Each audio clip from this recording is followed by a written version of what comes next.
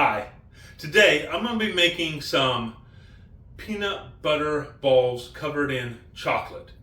And before I get started, just a quick little story. It was recently Christmas, and one of the things my in-laws like to do at Christmas is they make candy. And so they made fudge and some other things, and then they put those in tins or boxes, and that's part of their gift to people.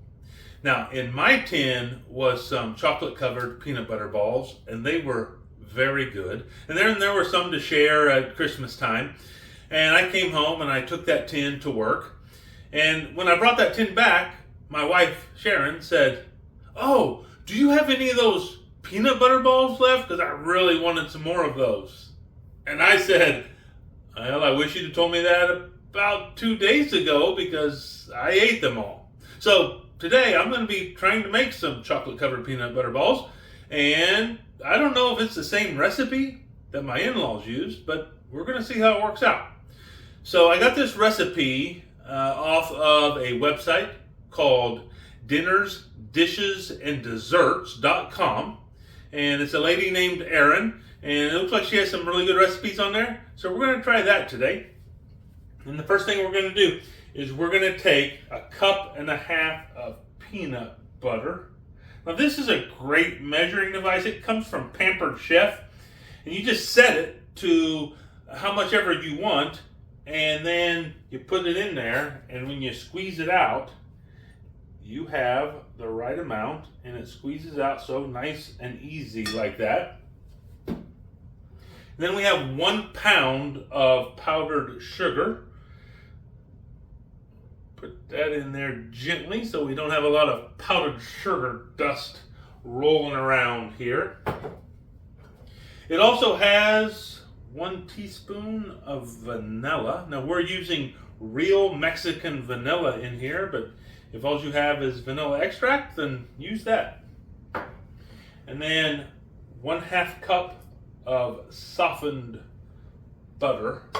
So I had to soften this in the microwave because I forgot to set it out last night. And just to be honest with you, I put the first stick in way too long, and it was no longer softened butter, it was melted butter. And so I went ahead and did another stick of butter, and I don't know what I'm going to do with that stick of melted butter, but I guess I'll find something to do with it.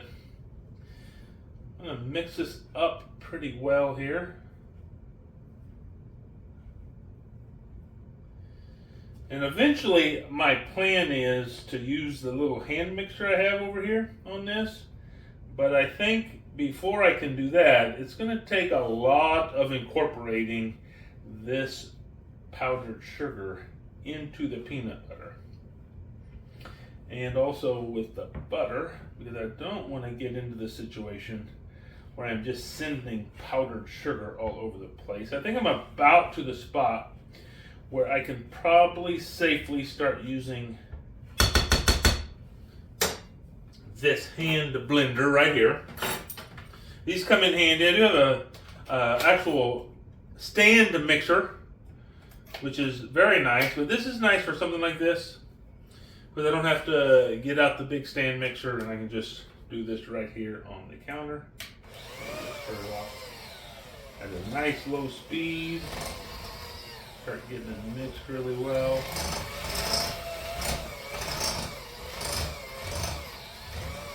I like to get around the edges, make sure we get all that powder going, and then get down deeper. You can see the color difference in here.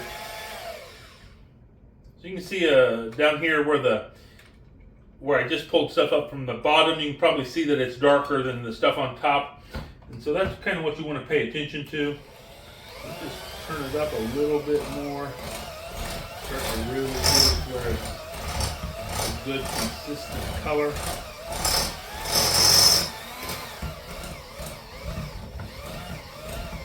Don't be afraid to really get down onto the floor or the bottom of your bowl.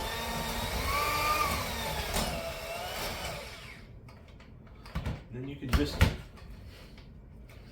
use it and mix stuff up a little bit. Go back in a little bit more.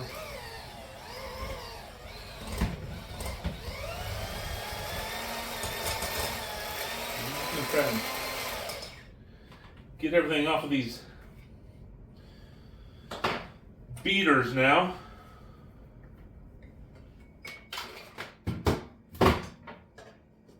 So you can see it's gotten to the point where it's sticking together really well. Now I'm just going to go back in with my spatula / spoon here. I'm just going to try to get the last remnants of the powdered sugar and peanut butter mixed in, the stuff that maybe I missed on the bottom. But everything looks pretty good here.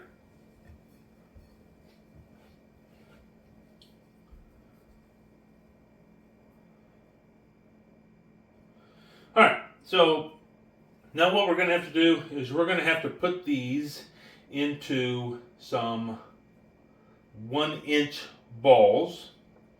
And I'm going to go ahead and take a break here and get our platform set up so we'll have something to set the balls on. Okay, so what I've done is I've gotten out a baking pan here and I've put some parchment paper on there. This is a non-stick parchment paper, so it's kind of like a wax paper on one side, so that way hopefully the balls will not stick to it. And then I'm going to use this ice cream scoop to hopefully get a consistent size ball here. And we'll just figure out what size we're kind of looking for.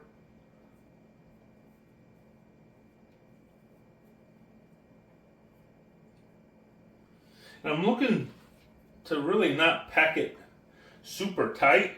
It doesn't say that in the recipe, but we certainly want it tight enough where it's going to hold together. But I don't think we want it so tight that everything's going to just be super dense when we try to bite into it.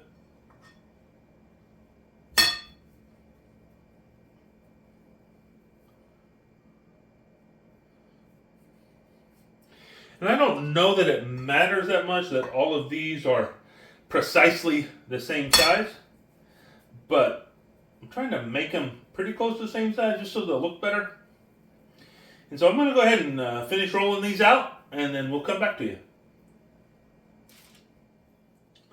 Okay, so I have all of the peanut butter balls made, and now what we're going to do is we're going to put them in the refrigerator for about half an hour, and then we'll come back and dip them in chocolate.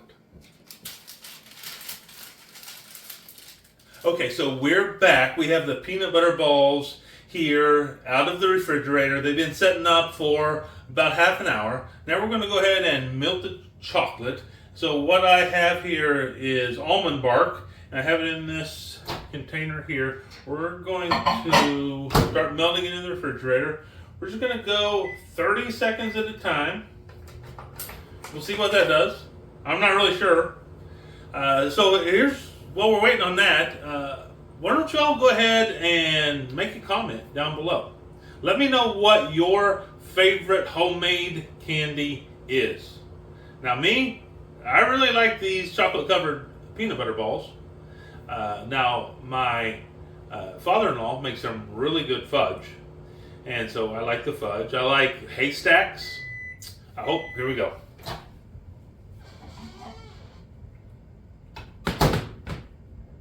Well, that didn't do much, but we're just going to keep going.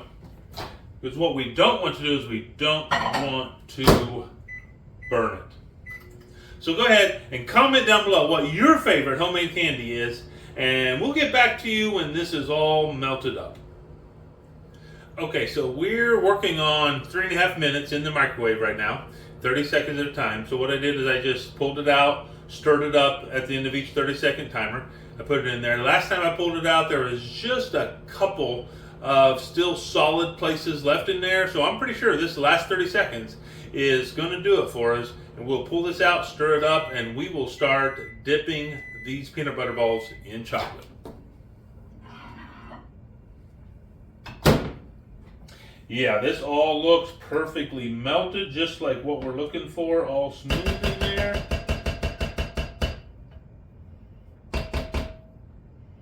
We'll just pull that out. Now what I'm going to be using is I'm just going to be using these forks. So we'll put the peanut butter ball in there. Just get it nice and covered.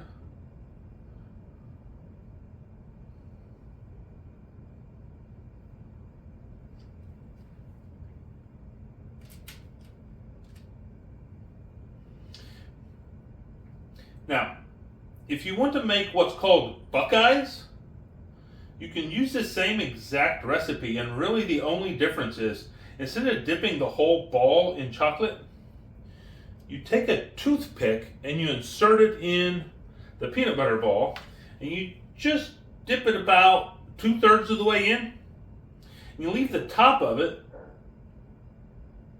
free of chocolate, and then it looks like a Buckeye nut. But I don't think you can ever go wrong with the chocolate on there, so I'm not going to leave any uncovered spots here. So I'm going to continue to dip these in the chocolate, and then I'll come back to you once we're all done.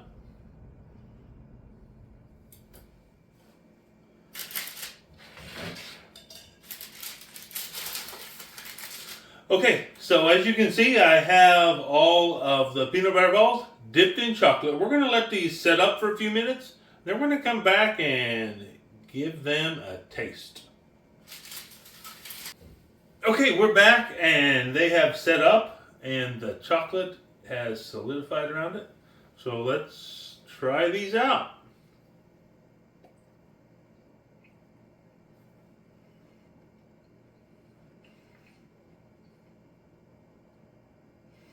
Yeah, these are really good. I think smaller is better on these, so you can get as much balance between the chocolate and the peanut butter filling. But yeah, really good quality. So please comment, like, subscribe, and share this video. And remember, I tried it, and you should too.